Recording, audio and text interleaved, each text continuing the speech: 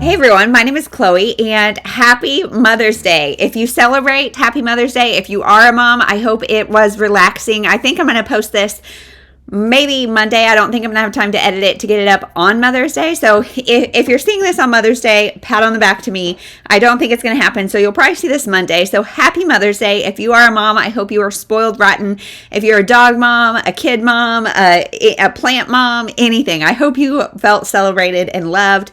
Because whoo-wee, motherhood is a trip. And personally, I'm filming this before Mother's Day, and my expectations are very low because my kids have a way of making Mother's Day make me earn my mom badge on Mother's Day. We've had sick kids the past couple, bodily fluids, somebody's peed on me or thrown up on me in the past many, many years. And so Mother's Day is often a day around here. I saw an Instagram reel. I'm not on TikTok. I don't know why I even said that, but I saw a reel yesterday, that was about just Mother's Day of little kids and just how really our true desire is to shut ourselves up in our room or go somewhere or be alone on Mother's Day. But we're gonna have a great day. I know it's coming. So today I want to do the, let's see what it's called, Mom-Inspired Book Tag or the Mother's Day Book Tag. I've seen it called both things. I think this tag is pretty old, but it's a really cute concept. So it is 9, I think, character traits of a mother and book recommendations based on those traits. And so I copied the questions and have not really put any thought into it. So I'm going to kind of try to do this off the cuff. So I will be inserting pictures of whatever books I talk about.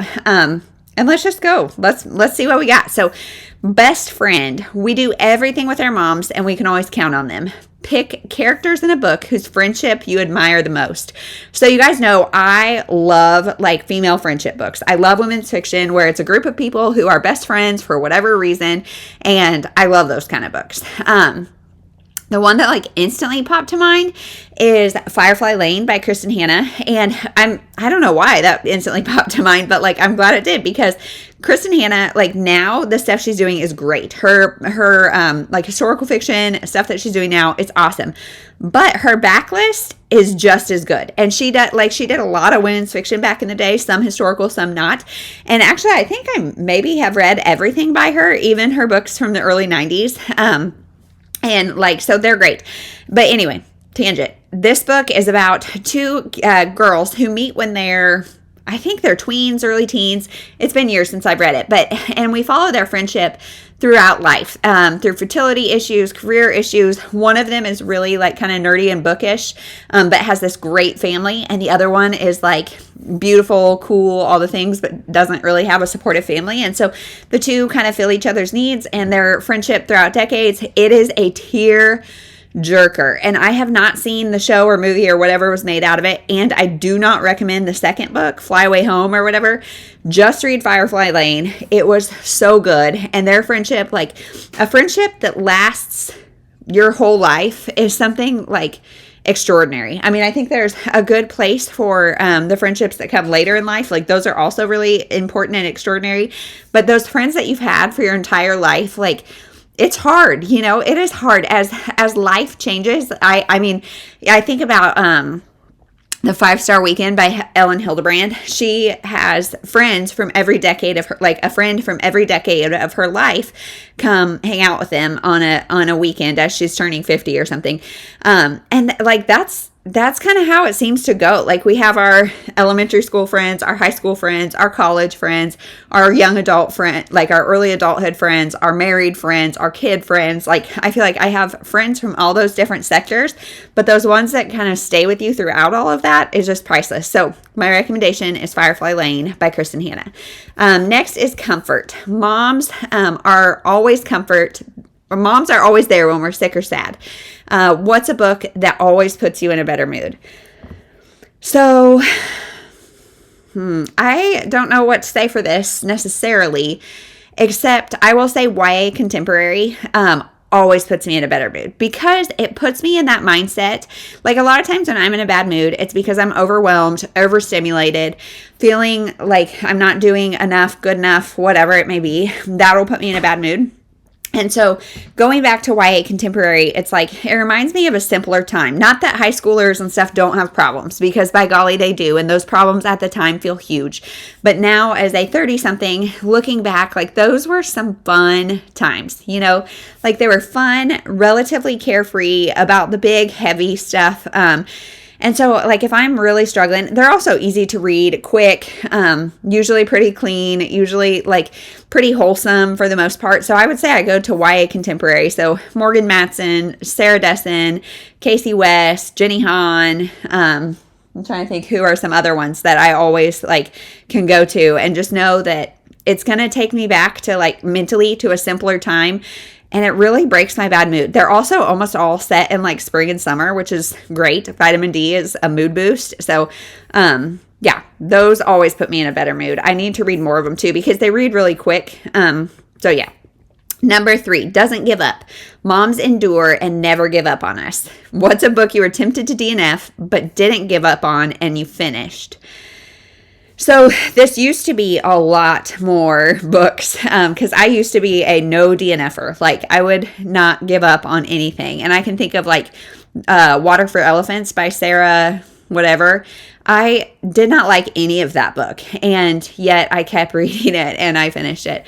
But more recently, I read The Alchemist by Paulo Coelho. And this is one that one of my patrons recommended me. And I did like a recommendation series where they all got to pick a book and I would read it. And I really wanted to DNF it, because the whole premise is this boy is on his journey to find like his personal truth. And it's a very like allegorical, fantastical story kind of. It's just totally not my type of read. And I was like not excited about it, then didn't love it as I was reading it. But I'm glad that I saw the whole thing through, because it was a short book and I've heard a lot about it, and it's life-changing for some and not for others. And so I'm glad I like put it all out there and got my 2 cents out. Next is Selfless. Moms always sacrifice and put others before themselves. Question, what's a book you had to sacrifice for? Shoot. Well, I mean, none, really. Truthfully, like, sacrifice is, yeah, I don't know. I mean, none of them, all of them, because, I mean, I sacrificed money for a lot of them. I could be spending the money elsewhere. What should I answer for this? I would say, well, recently, The Trail of Lost Hearts by Tracy Garvis Graves. I did not sacrifice money because I had an arc of it. And I did sacrifice sleep and my YouTube watching time, because I liked it so much that I was staying up late to listen to it. I had an audio arc from Libro. I was staying up late to listen to it. In the mornings when I work out, I normally watch YouTube. I didn't. I listened to the book because it was so good. I've had like a handful of those lately, but that's the one that's really sticking out. Like, I remember sacrificing sleep and YouTube time for that. I would say, like, yeah, also I just bought all the Kate Bear poems, the poetry collection. So we have like And Yet, What Kind of Woman,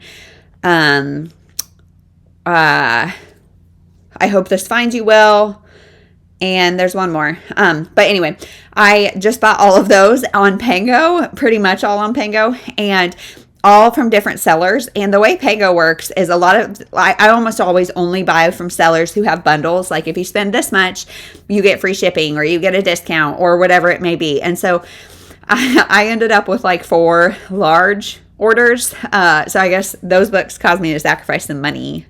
Yikes.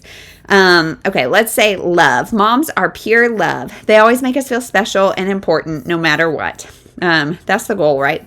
Let's see. What's your favorite love story? It doesn't have to be a romance novel. Gosh, love story. So you guys know I'm not really in my romance era. Not loving romance.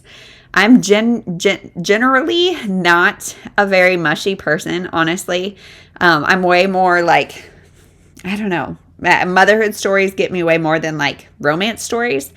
But I'm going to say The Notebook, the movie, got me. Like, it got me. I don't know why. I do know why. It was brilliantly acted. The book is good too. It's not as good for me.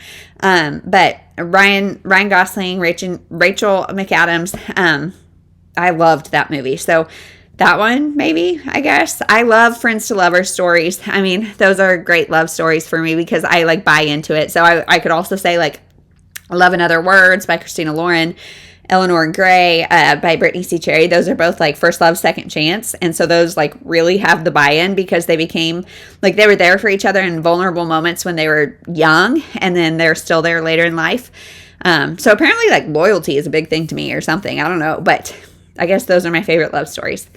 Homemaker. Moms make sure you're comfortable at home.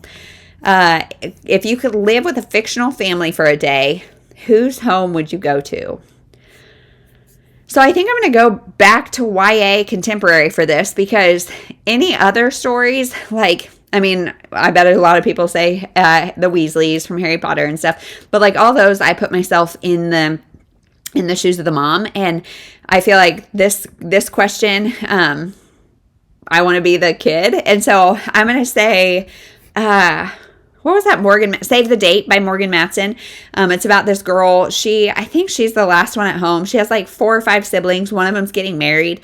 And so they all come back home. And the mom had written like a comic about the family. And that's just ending. And like they're just this big kind of chaotic but really loving, fun family with lots of love and laughter. And I mean, the craziness that comes with that also. But like, I feel like I would like to be a part of that family. And again, with YA contemporary, I can put myself in the shoes of like, and I was the youngest. And so like being the youngest sibling and all of that, like, I don't know. I guess it would be fun to go back to simpler times. I don't know.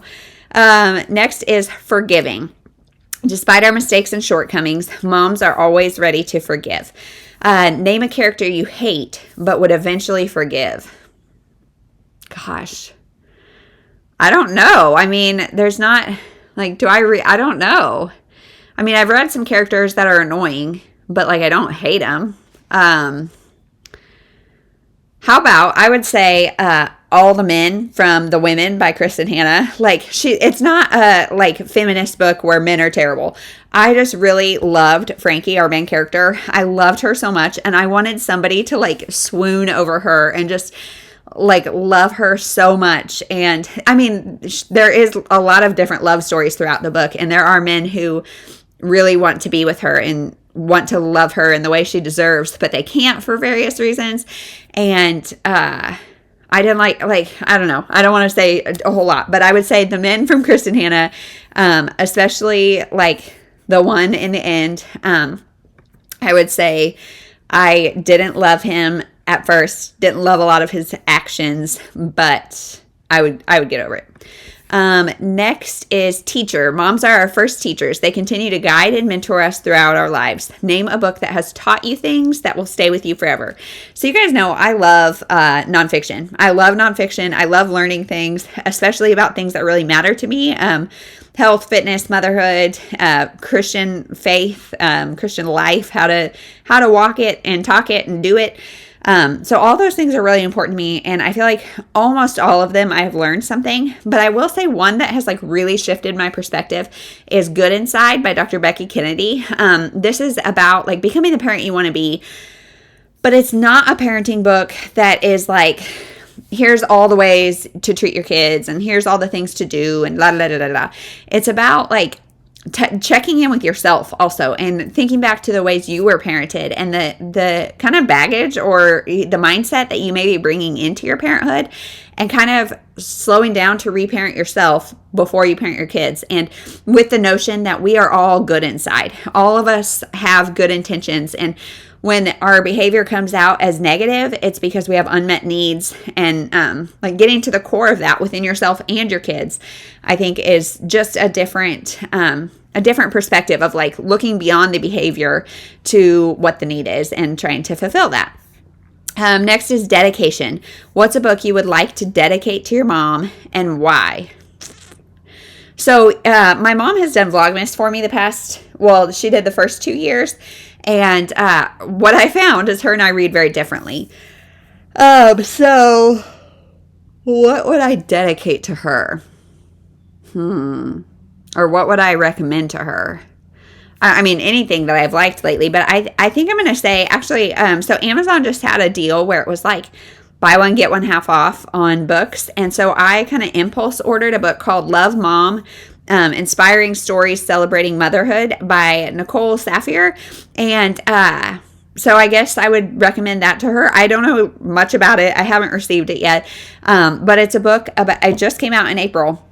And it's about inspiring stories of motherhood and women who have kind of done the motherhood thing in this contemporary world. And I don't know. I hope it's good. So that one. So that is the end of the Mother's Day mom inspired book tag. I would love to know all the things, all the answers for you. Are you a mom? Did you spend Mother's Day with your mom?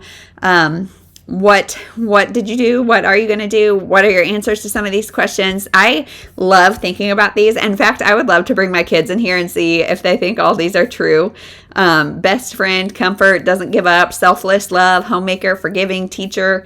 I would love to have my kids see me in all those ways, so maybe they do. We'll see. But anyway, thank you so much for watching. We'll see you in the next one.